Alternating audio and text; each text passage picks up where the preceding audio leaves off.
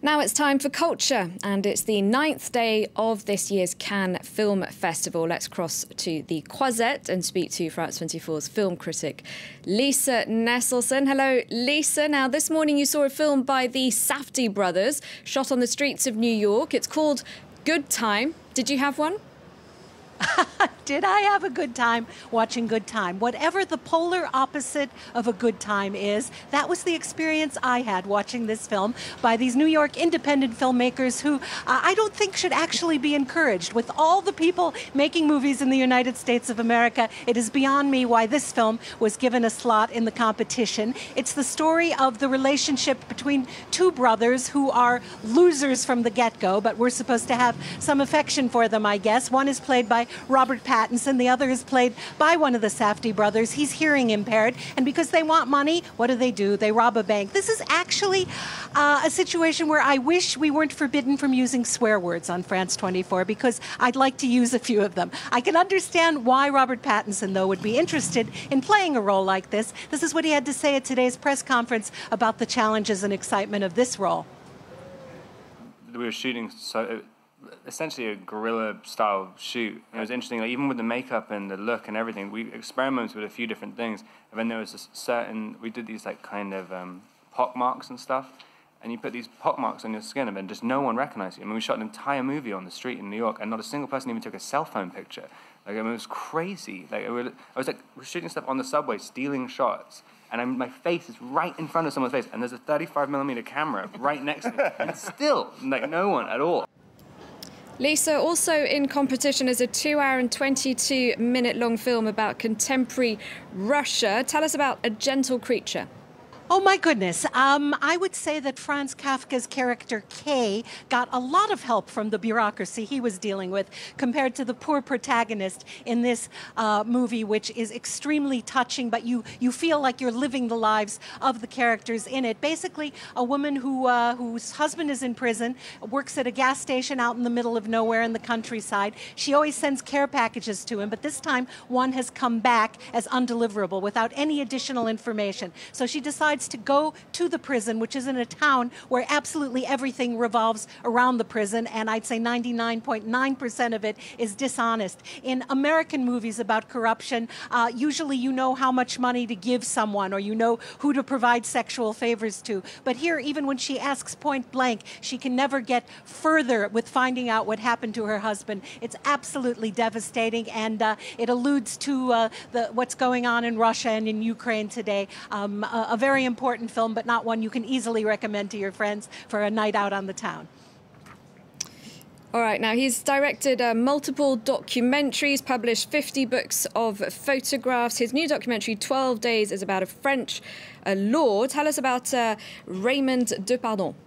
Raymond Depardon's 12 Days refers to a law that went into effect here in France in September of 2013, which says that if someone is committed to a mental institution or psychiatric care without their permission, before those 12 days have gone by, they are entitled to a hearing with a judge, a freedom judge, who will decide whether they should continue to be interned or should be set free. Raymond Depardon has done an extraordinary job of showing us something that goes on every day of the week. It turns out 92,000 people a year in France, that's about 250 a day, end up in psychiatric care without their consent. Some of the people tell the judge that they think they're exactly where they belong and they need to be medicated and they need to be kept off the streets. And other people seem perfectly normal until in the course of the conversation you realize just how delusional they are. This is an important insight into human behavior. I found it fascinating. Lisa, now the Cannes Film Festival isn't just about which film wins the Palme d'Or, right? That's absolutely true. In fact, that couldn't be more true, and a lot of people forget that because of the emphasis on the competition. There are, of course, multiple sidebars in which people are exposed to smaller independent films, to animation, to documentary, and it's an occasion for international audiences to see international work. In International Critics Week, there's a film that shows the darker elements of Iranian society. It's animated. Olivia Salazar Winspear, Claire Williams, and Pierre Laurent met the cast and crew here on the Croisette. Cannes has long given Iranian cinema a warm welcome, from the films of Abbas Kiarostami to the animated offerings of Marjan Satrapi. Personal and political stories from the Islamic Republic that are regularly screened here in France, while in their home country, many filmmakers struggle to pass the censor. Director Ali Souzandeh has adopted a creative solution, filming his latest release, Tehran Taboo, using the ultra-lifelike rotoscopic animation technique. The film was made using real actors working against a green screen. مگه نوک دماغش گاز زدی خوردی؟ میگه که پرده بکارتشو من پاره کردم.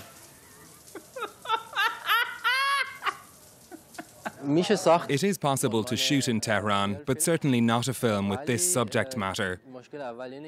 Given the censorship and the themes the film deals with, we could have tried to shoot it in a traditional, realistic way, using another city as the backdrop, for example, Morocco. We looked at that possibility and we didn't find it satisfactory. Tehran is a very specific city visually, the way the streets are, the buildings, the people, the cars, the clothes people wear, and there's no way you can fake that. The film shows the underbelly of the Iranian capital, drugs, prostitution and the double standard applied to men and women. Zara Ebrahimi plays a character who's suffocating under the weight of the conservative expectations of her husband's family. The director and I spoke a lot about this character before making the film. Who is she? Where does she come from? How come she finds herself in this kind of family? We thought that maybe she came from a left-wing family, the sort of people who would have had problems during the revolution. Of course, it's true that this story is taking place in Iran, but this is a problem for women all over the world.